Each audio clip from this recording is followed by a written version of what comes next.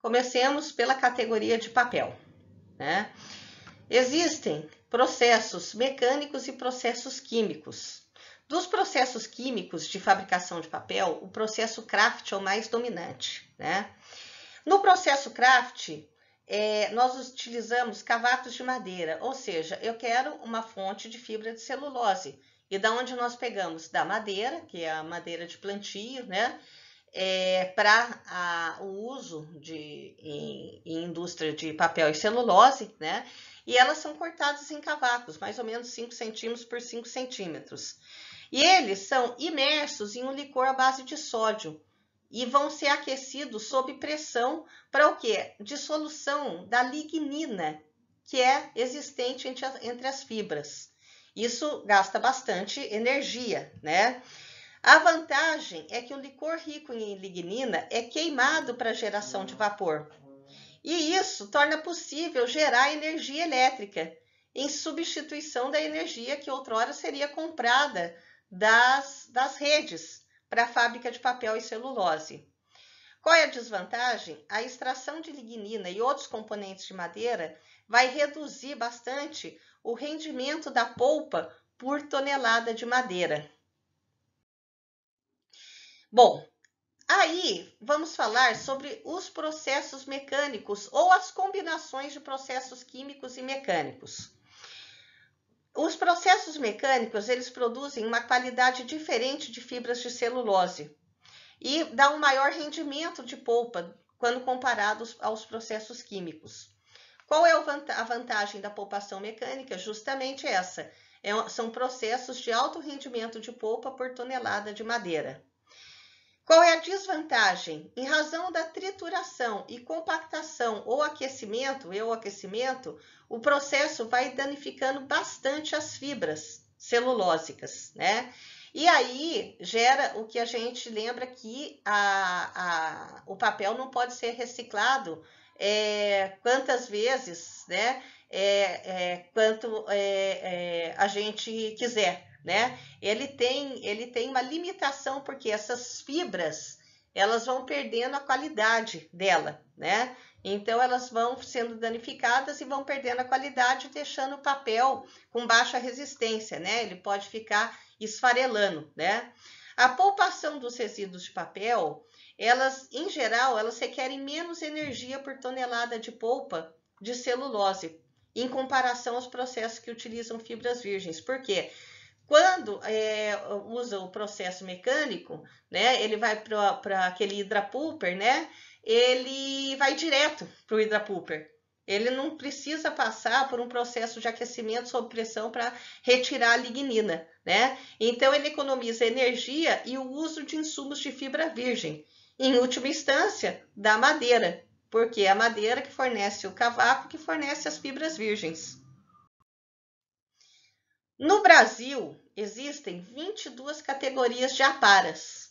Apara é o nome genérico dado aos resíduos de papel, industriais ou domésticos, né? Essas 22 categorias são classificadas pelo Instituto de Pesquisas Tecnológicas de São Paulo e pela Bracelpa, Associação Nacional dos Fabricantes de Papel e Celulose, de acordo com o SEMPRE, Compromisso Empresarial para Reciclagem.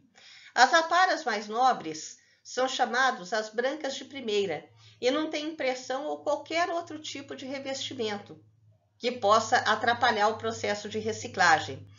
As aparas mistas, elas são formadas pela mistura de vários tipos de papéis. Esse geralmente a gente pega quando pega o pós-consumo, né? Então a gente pega papel de vários tipos, porque a gente separa na coleta seletiva apenas por papel, né? Então, e a gente sabe que tem 22 categorias, né? Mas todo mundo coloca qualquer papel no local de acondicionamento de papel, né? O papel não pode ser reciclado infinitas vezes, porque, como a gente falou no slide passado, as fibras, elas perdem a resistência, né? Elas perdem a qualidade. E com isso, as características que definem o tipo de papel, né? Então, fica um papel mais fraco, esfarelando, né? Será sempre necessário o uso de fibras virgens que venham de florestas plantadas para viabilizar a produção e também atender às necessidades de consumo da população. A reciclagem do papel de acordo com o compromisso empresarial para a reciclagem. A hora que chega na fábrica, o papel vai entrar, o papel pós-consumo, ou a para de papel, naquele equipamento que parece um liquidificadorzão chamado hidrapulper, né? Ele tem a forma de um tanque cilíndrico e um rotor giratório ao fundo. Nos slides posteriores há uma foto mostrando, né, um esquema mostrando como que é o hidrapulper. Esse equipamento desagrega o papel misturado com água e vai formar o quê? A pasta de celulose. Aí uma peneira que está abaixo do rotor deixa passar impurezas, como fibras, pedaços de papel que não foi desagregado, arames, plástico. Em seguida, são aplicados compostos químicos, água e soda cáustica, para retirar o quê? Tintas, né? Em uma depuração mais fina, feito pelo equipamento Centric Cleaners, ele separa as areias que podem estar eventualmente existentes aí na pasta, né, de celulose. Discos refinadores vão abrir um pouco mais as fibras de celulose e vai melhorar, né, o objetivo é melhorar a ligação entre elas. Aí, finalmente, a pasta vai ser branqueada com compostos de cloro ou peróxido e aí vai seguir para as máquinas de fabricar papel, em que vai retirar a umidade, vai dar a gramatura, né?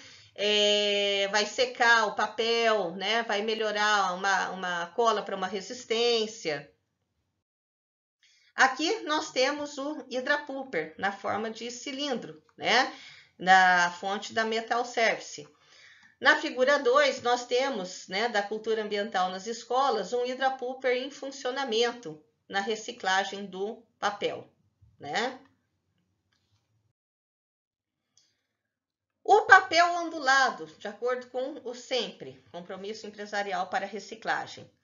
Ele é conhecido também como papel corrugado e muito conhecido como papelão, usualmente, né? Ele é usado em caixas para transporte de produtos para fábrica, depósito, escritório e residência. O material, esse papelão, o papel ondulado, ele tem uma camada intermediária de papel entre as partes exteriores. E essa camada intermediária, ela está disposta em ondulações na forma de uma sanfona, né? Essas embalagens são 100% recicláveis e biodegradáveis e vão causar um baixo impacto ambiental em todos os seus estágios de seu ciclo de vida. Agora, quais são os produtos que podem contaminar o papel ondulado? Cera, plástico, manchas de óleo, terra, pedaços de madeira, barbantes, cordas, metais, vidros, etc. O limitante é a mistura com a chamada caixa ondulada amarela, porque ela é composta por fibras recicladas que já andaram perdendo a resistência original. Isso é o limitante na reciclagem do papel ondulado. Os materiais contaminantes não podem exceder 1% do volume e a perda total no reprocessamento não deve passar de 5%. A umidade em excesso altera as condições do papel e dificulta a reciclagem do papel, né? Lembrar também no papel, né, em geral, que alguns materiais eles acabam sendo prejudiciais, né? São aqueles que não permitem, são papéis que têm alguma coisa que seja impermeável, algum material impermeável em torno dele que não permite que as fibras celulósicas elas passem adequadamente pelo processo no hidrapulper. Papel ondulado. As tintas usadas na fabricação do papelão, elas podem viabilizar tecnicamente a reciclagem. Também, se o papel ondulado, a exemplo do papel, como nós lembramos agora há pouco, se ele tiver recebido um tratamento anti-umidade, né, com resinas insolúveis em água, elas podem viabilizar também tecnicamente a reciclagem, né? O rendimento do processo de reciclagem depende do pré-processamento, então, do material realizado pelo aparista, ou seja, fazer a seleção do material, né, tirando aquilo que inviabiliza a reciclagem, a limpeza e a prensagem, quando for fazer os fardos de papel. Com relação à incineração, né, o processo de tratamento térmico, ele é um material facilmente combustível. O poder calorífico do papel ondulado é de 7.047 BTUs por quilo, né? British Thermal Unit, comparado com os 4.500 BTUs do resíduo sólido urbano. O papel ondulado, como que ele é reciclado? Ele também vai ser desagregado no hidrapulper, em que vai separar as fibras e vai transformar ela em uma mistura homogênea. Em seguida, por meio do uso daquelas peneiras que a gente já falou do hidrapulper, também vai serem retiradas as impurezas, como fitas adesivas e metais. Ao contrário do papel de escritório, não é preciso aplicar técnicas de limpeza fina, como retirada de tintas, branqueamento do material e lavagens especiais, porque não vamos usar o papel branco, né?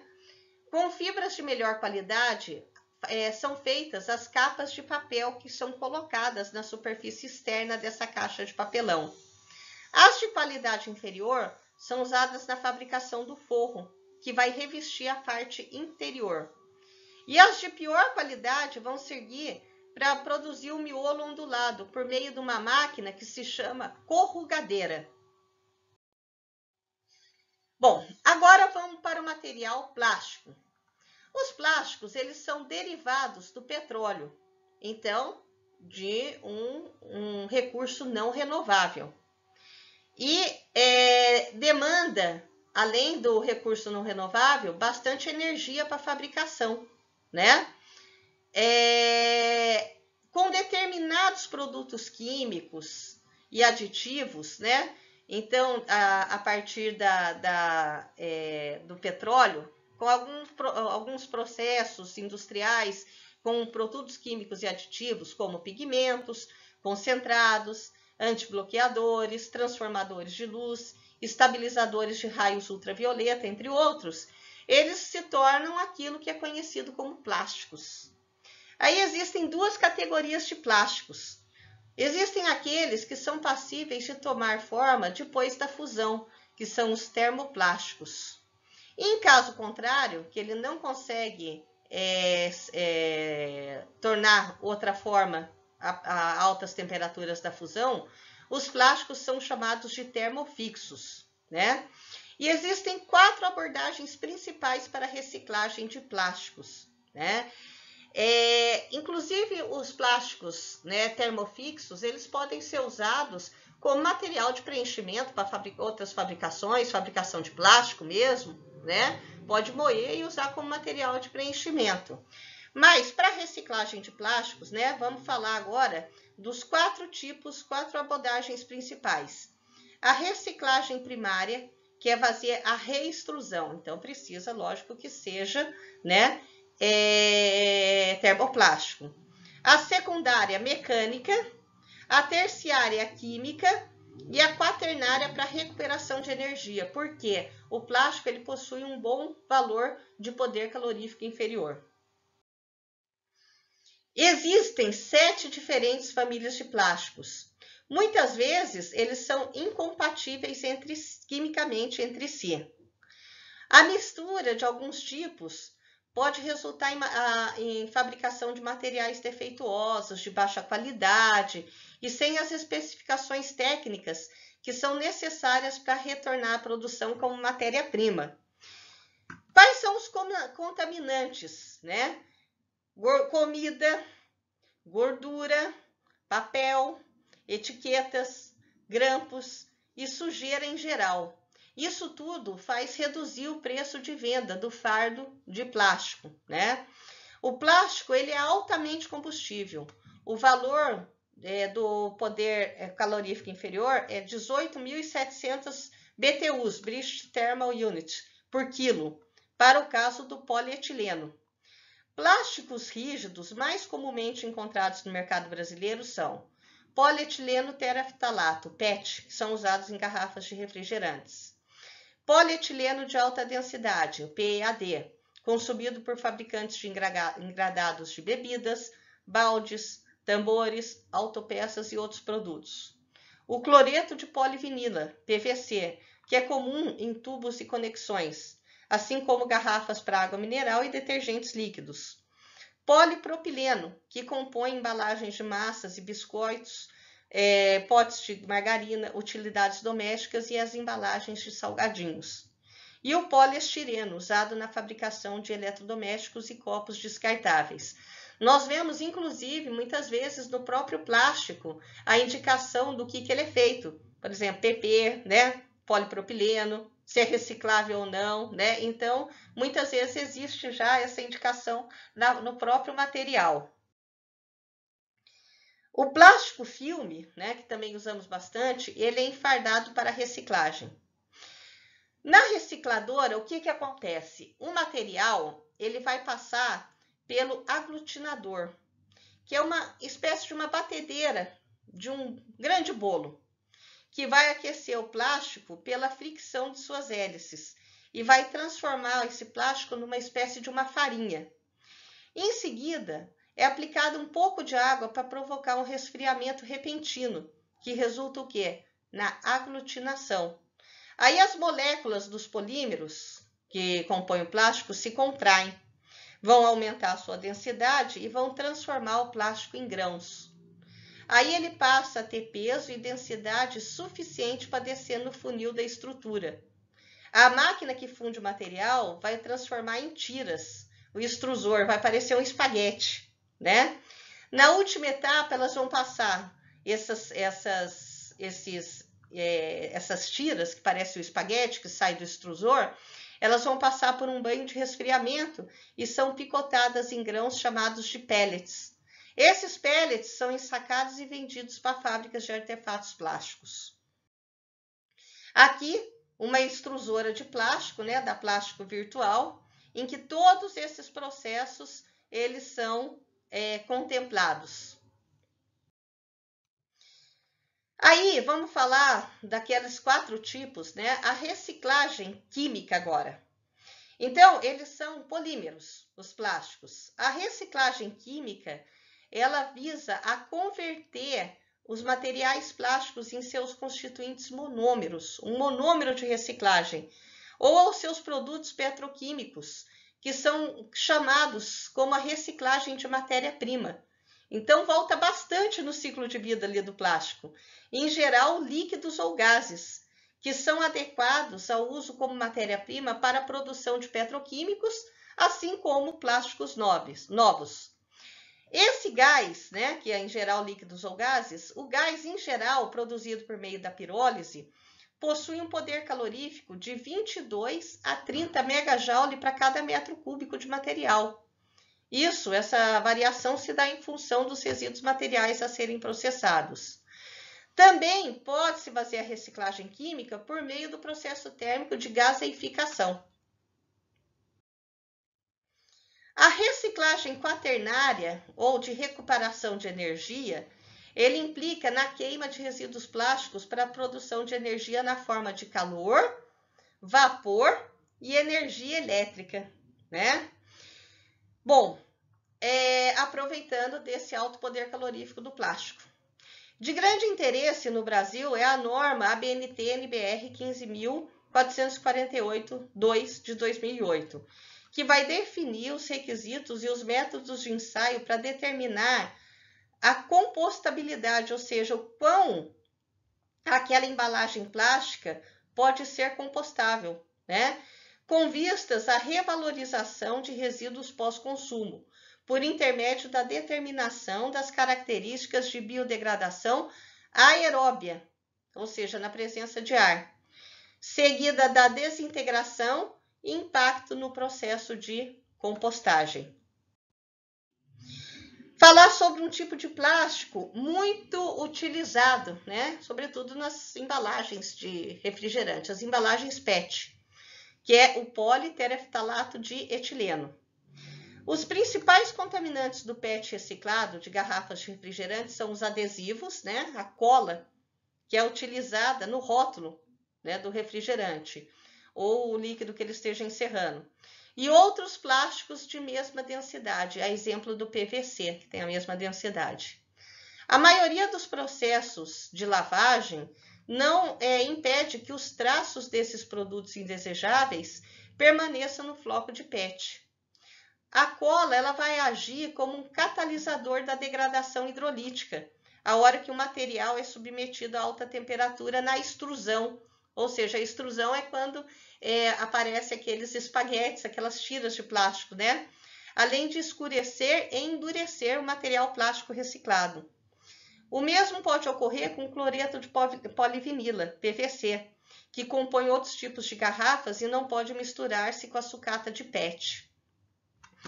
É preciso atenção especial para que os rótulos produzidos com o PVC termoencolhível, né, material que, graças à versatilidade e apelo visual, vem sendo cada vez mais utilizado com frequência, né?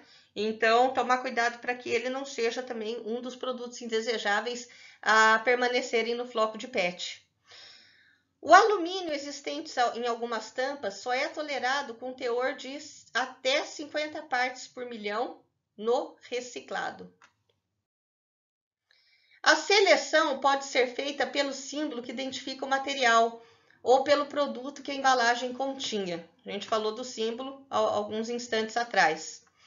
Ou ainda através do birro, ou seja, o ponto de injeção, que está sempre presente no fundo da embalagem, quando vai moldar o plástico, né? O ponto de injeção é chamado de birro. A separação pode seguir processos manuais ou mecânicos, como sensores ópticos, né?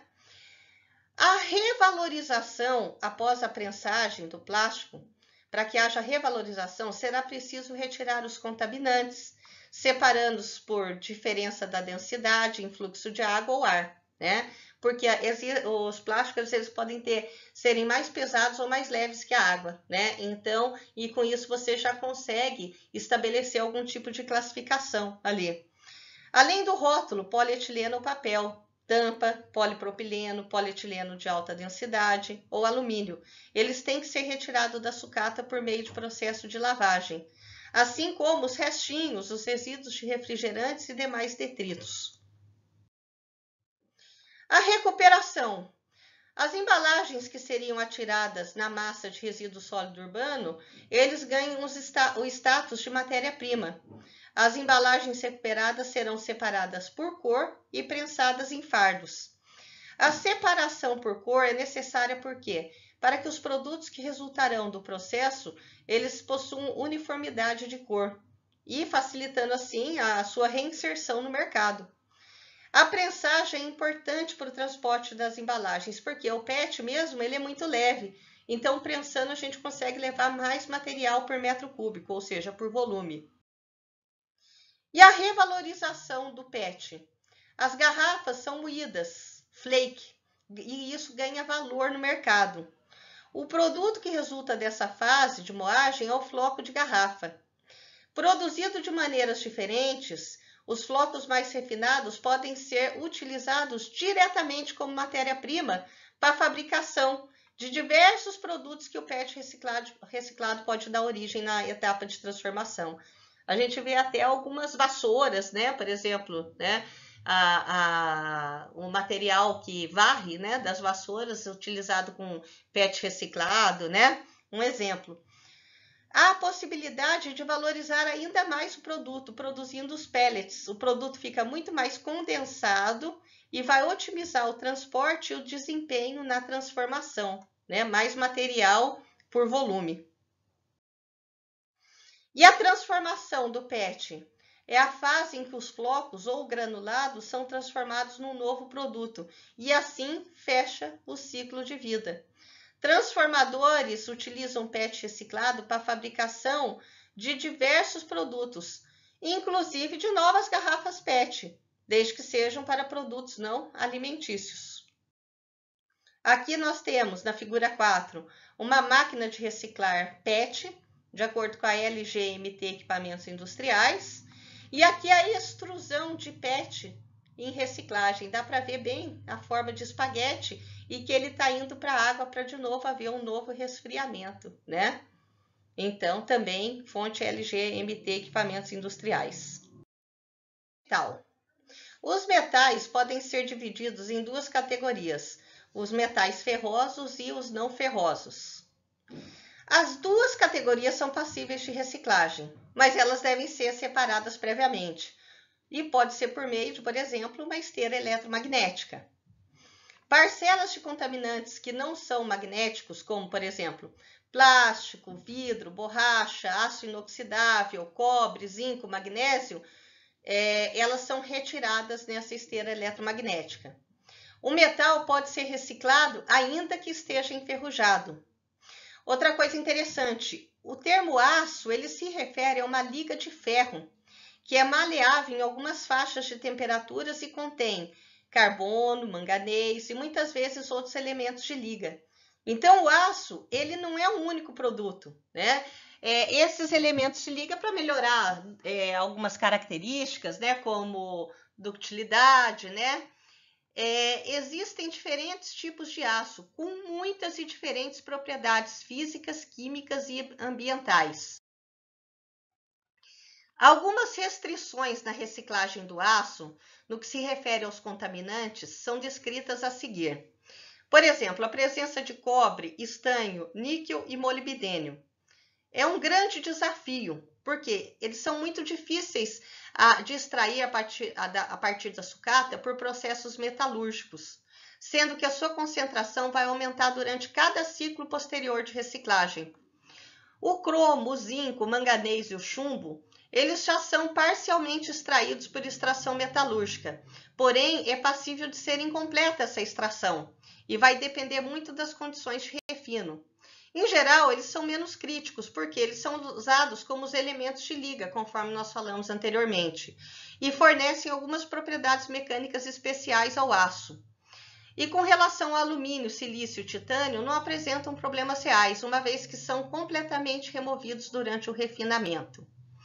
Bom, existem dois tipos, né? Duas sequências para que a gente obtenha o aço, né? O alumínio, né? Primeiro, a obtenção de um metal que é o primário, em que vai haver a redução do minério ao metal. Isso daí, esse processo, essa etapa, há um grande consumo energético. Quando há a reciclagem do aço ou a reciclagem do alumínio, entra-se direto na segunda fase do metal secundário, que a gente vai ver agora no processo de reciclagem. As principais características das latas de aço produzidas a partir de chapas de aço são resistência, inviolabilidade e opacidade. Conforme a gente já falou, né, são compostas por ferro e uma pequena parte de estanho, 0,20%, ou cromo, 0,007%. E além de materiais que protegem contra a oxidação e preservam por mais de 2 anos alimentos, bebidas e produtos químicos que estão encerrados no interior dessas latas de aço. Ele é 100% reciclável, podendo voltar à cadeia infinitas vezes, sem a perda de características mecânicas do material. O aço pós-consumo, ele destinado à reciclagem, não precisa ser separado por cor da embalagem ou por tipo de revestimento. Ele pode ser destinado à siderúrgica para beneficiamento com um limite de até 5% de impurezas. As latas devem estar livres de impurezas contidas na massa de resíduos sólidos urbanos, sobretudo terra e outros materiais metálicos como alumínio. A presença de matéria orgânica vai gerar mais escória nos fornos de fundição. Então, elas são separadas da massa de resíduo sólido urbano por processo manual ou por separadores eletromagnéticos, né? Muitas vezes, mesmo tendo a coleta seletiva, em que a gente separa o metal, né, até o recipiente de acondicionamento é amarelo, tem que passar pelos separadores eletromagnéticos, né, para separar metal ferroso de não ferroso. As latas de aço precisam passar por processo de limpeza em peneiras, para retirada de terra e de outros contaminantes superficiais. Aí elas são prensadas em fardos para transporte nos caminhões até as indústrias recicladoras que fazem aquele processo do metal secundário, que são usina de fundição ou siderúrgica. em que a sucata vai para fornos elétricos ou a oxigênio, tem um insumo de energia também, mas não precisa ter aquele insumo da redução do minério a metal, né? E na usina de fundição, eles são aquecidos a 1550 graus Celsius, em média. Após atingir o ponto de fusão e chegar ao estado líquido fumegante, o material vai ser moldado em tarugos e placas metálicas e são cortados na forma de chapa de aço, que pode ser utilizada para a fabricação de novos artefatos de aço. As latas de alumínio. As latas misturadas com o restante da massa de resíduo sólido urbano, elas podem estar contaminadas com matéria orgânica, excesso de umidade, plástico, vidro, areia e outros metais, dificultando a sua recuperação para usos mais nobres. Então, lembrar que tinta de estamparia da embalagem, né, que às vezes tem a tinta lá, que tem a estampa da marca, né, elas são destruídas nos fornos de fundição durante o reprocessamento do alumínio e por isso não vai atrapalhar a sua reciclagem. A sucata só não pode conter ferro. E aí o teste do ímã é a melhor técnica para certificar a ausência desse material, né? Então, a nossa separação eletromagnética de novo. É possível fazer a identificação e seleção mais segura por meio de parâmetros também como cores, pesos e testes químicos, né? Não é necessário separar os materiais por tamanho ou retirar a tampa, como ocorre em outras embalagens. Antes mesmo dos fardos serem descarregados nas recicladoras, né, faz aquele fardo, prensa o fardo e vai para a recicladora, os veículos que transportam a sucata passam por um detector de radioatividade. Se aprovados, os fardos são desmanchados e picotados. As etapas de separação eletromagnética e por diferença de densidade eliminam todos os componentes que não forem o alumínio. O material da lata de alumínio também pode ser reciclado infinitas vezes, sem perda de nenhuma das características. Depois do consumo, a lata ela é coletada para reciclagem. Aí, ela vai para a etapa de fundição. Só que antes, os fardos vão passar por um forno de 550 graus Celsius, para tirar tinta, verniz e óleos dos fragmentos da sucata. Aí, só então o material é fundido a 650 graus Celsius e vai ser despejado nas lingoteiras para solidificação ou em panelas para transporte em estado líquido. Nessa etapa é feita a adição de sobras de alumínios que venham dos processos industriais da fabricação de chapa e das latas, as aparas, né? Bem como de alumínio primário para correção da liga. O alumínio fundido é transformado em placas que são laminadas em chapas, bobinadas e transportadas para as empresas que fabricam latas de alumínio para bebidas. Agora, as embalagens Tetra Pak, que fazem tanto parte do dia a dia das pessoas. Ela é cartonada ou multicamadas. Elas são compostas de camadas de papel, polietileno de baixa densidade e alumínio. O processo de reciclagem é constituído por duas etapas. Na primeira é a retirada do papel e, posteriormente, o processamento do polietileno alumínio, que pode ser reciclado de várias formas diferentes, né? Essa mistura de polietileno alumínio. A reciclagem das fibras de papel, em que a gente tira o papel dessas camadas de papel, vai ocorrer nas fábricas de papel, onde as embalagens são alimentadas novamente aonde? Naquele equipamento Hydra Pulper, que a gente viu inclusive a foto dele em ação, né? Instantes atrás. Fibras são agitadas com água e sem produtos químicos para hidratar as fibras e separar das camadas de plástico e de alumínio, né? Aí esse plástico e alumínio aí vai ser reciclado de outras maneiras.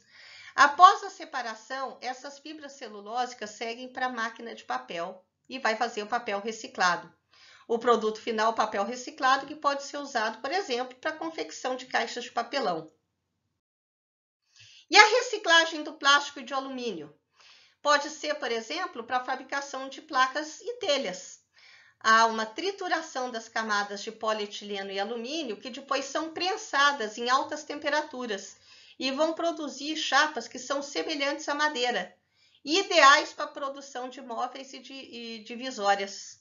Essas placas podem ser transformadas também em telhas utilizadas na construção civil. A reciclagem do plástico e alumínio também pode ter a produção de pellets, que é um composto de plástico com alumínio, que pode ser encaminhado para as indústrias de plásticos, onde elas são recicladas por meio do processo de extrusão, nós já vimos quando falamos de plástico, para a produção de pellets. Pellets são pequenos grãos, só que agora vão ter plástico e alumínio, que pode ser utilizado como matéria-prima nos processos de fabricação de peças por injeção, a exemplo do plástico, né? Rotomoldagem ou sopro.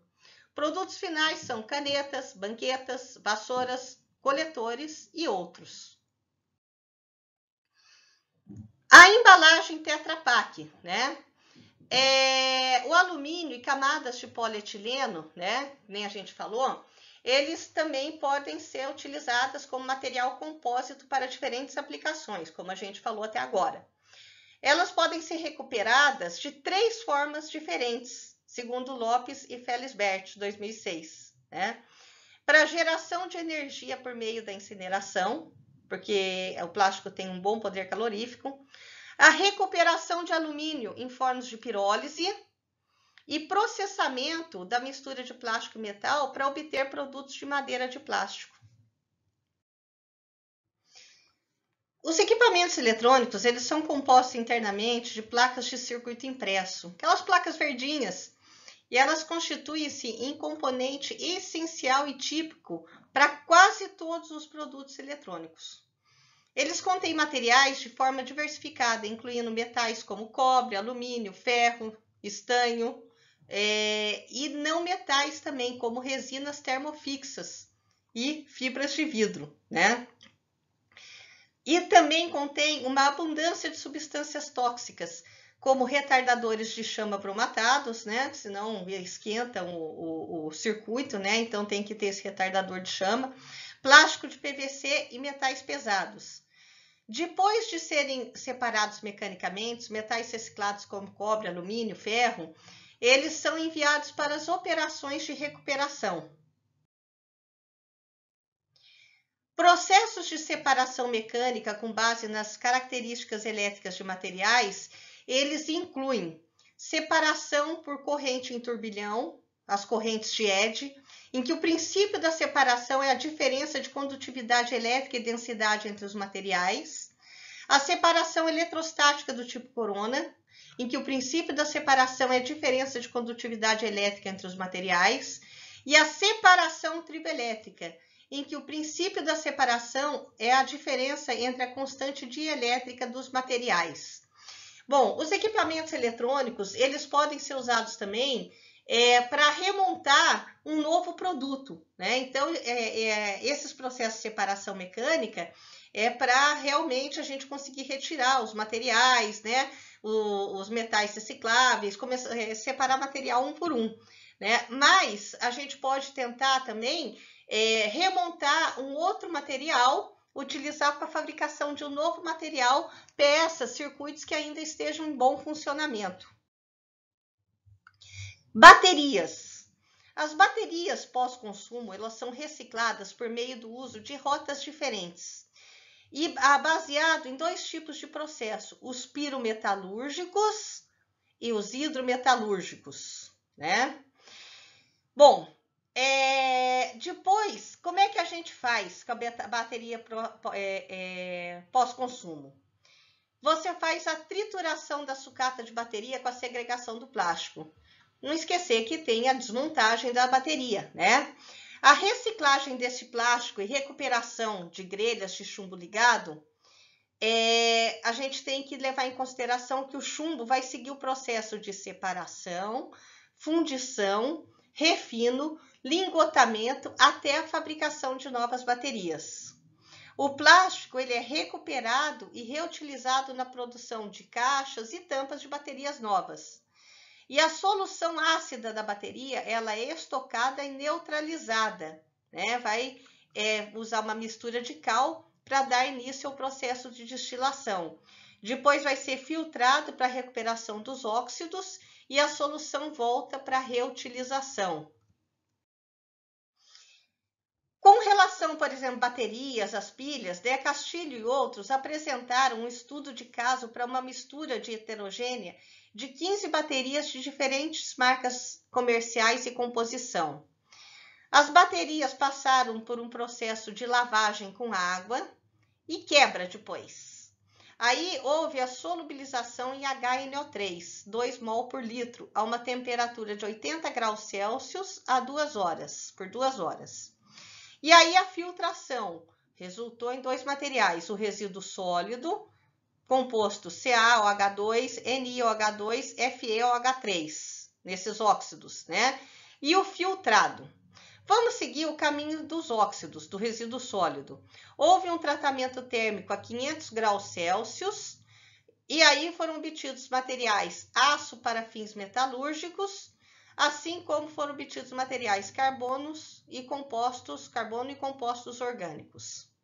Bom, então seguimos o caminho do resíduo sólido. Agora vamos ver na filtração o que surgiu do filtrado. O filtrado foi submetido com uma solução de NaOH adicionada até o pH 6,5. Em seguida, houve novamente a filtração, que gerou um precipitado e gerou um filtrado com manganês e lítio, né? Esse filtrado com uma solução de NaOH adicionada até a pH 10 sofreu de novo uma filtração em que gerou um precipitado, óxido de manganês, né? E um filtrado, uma solução alcalina contendo lítio e sódio. Agora, a areia de fundição. A areia de fundição é muito utilizada para moldes e machos, né? Para fundição de metal, né?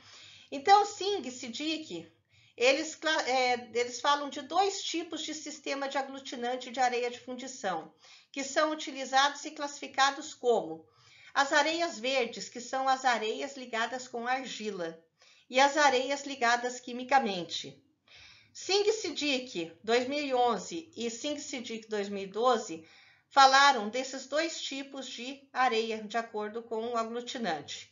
A areia verde usada para a fabricação de moldes é uma mistura de areia de sílica, 80% a 95%, argila bentonítica, de 40% a 10%, aditivo carbonáceo, de 2% a 10%, e água, de 2% a 5%.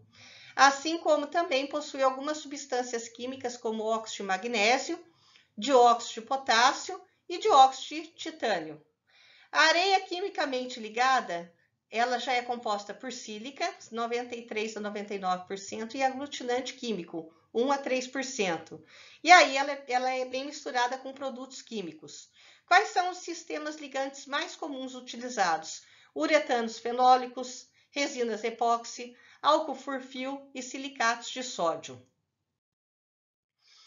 Existem 3 tipos de recuperação propriamente dita de areia de fundição e 3 tipos de processo, quais sejam a regeneração térmica, a regeneração úmida e o desgaste a seco. Também existem muitas pesquisas que são utilizadas, em que a areia de fundição é utilizada em substituição à areia comum na confecção de concreto, né? E resultados promissores têm sido observados. Então, a construção civil acaba sendo também um caminho aí para o reaproveitamento da areia de fundição. Uma das formas mais usuais de aplicação dos pneus inservíveis é como combustível alternativo para a indústria do cimento, ou seja, no coprocessamento. 64% do total dos pneus inservíveis, de acordo com sempre compromisso empresarial para reciclagem. Os demais 36% são reutilizados após a trituração, como tapetes de automóveis, mangueiras, solas de sapato, asfalto emborrachado, quadras poliesportivas, pisos industriais, etc. O pó gerado na reforma de pneus e os restos de pneus moídos podem ser aplicados na composição de asfalto de maior elasticidade e durabilidade, além de atuarem como elemento aerador de solos compactados, pilhas de composto orgânicos e outros artefatos de borracha, como solados, tubos, tapetes, pisos. Ou ainda, como foi falado, né, do combustível, já que o poder calorífico do pneu é maior do que o óleo combustível do carvão, né?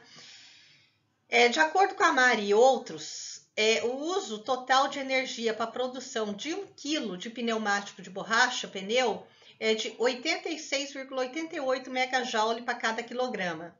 Do ponto de vista energético, os autores citados, a hora que eles usaram um valor característico para o valor recuperável de energia a partir de pneus de 32 megajoules por quilograma, esses autores concluíram que pouco mais do que 37% da energia embutida em um pneu de borracha novo fabricado é recuperável como energia.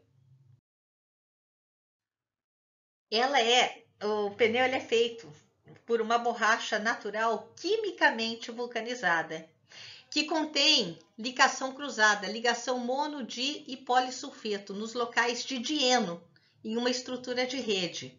Então, para haver a reciclagem do pneu, primeiro precisa-se desvulcanizar a borracha, ou seja, essa ligação cruzada ela deve ser decomposta. Como que ela vai ser decomposta? Quando há uma imposição de uma tensão maior da energia de ligação química. Aí ocorre a ruptura dessa ligação cruzada. Aí as ligações de sulfeto de borracha, da borracha vulcanizada, podem ser decompostas com facilidade por meio de um tratamento mecano-químico. De acordo com o SEMPRE, cortados em lascas, os pneus velhos são transformados em pó de borracha purificado por um sistema de peneiras. Aí o pó é moído até atingir a granulação desejada e em seguida pode passar por um tratamento químico para possibilitar a desvulcanização, conforme nós falamos no slide anterior, que a desvulcanização é a gente quebrar aquela ligação cruzada da borracha, né? Ou apenas por um processo mecânico de granulação, peneiras e aspiração. Então, pode haver ou não a desvulcanização da borracha, conforme a gente aprendeu no slide anterior. Em autoclaves giratórios, o material recebe oxigênio, calor e forte pressão, que aí vai provocar o rompimento de sua cadeia molecular. Aí a borracha ela é passível de novas formulações. A borracha vai sofrer um refino mecânico, ganhando o quê? Viscosidade para depois ser prensada. No final do processo, o material ganha a forma de fardos de borracha regenerada. Aí eles são misturados com outros ingredientes químicos para formar uma massa de borracha que é moldada na hora que passa por uma calandra e um gabarito. Em uma bateria de prensas, a borracha é vulcanizada, formando os produtos finais, a exemplo de tapetes de carros. Com relação às lâmpadas fluorescentes. A lâmpada fluorescente ela contém mercúrio no interior. Quanto maior a potência da lâmpada, maior é a quantidade de mercúrio. A lâmpada pode estar quebrada, pode estar inteira, né? Se quebrada, tem que ser acondicionada de maneira adequada, de modo a esse mercúrio não ter o perigo para a contaminação do meio ambiente, nem representar perigo para a saúde pública, né?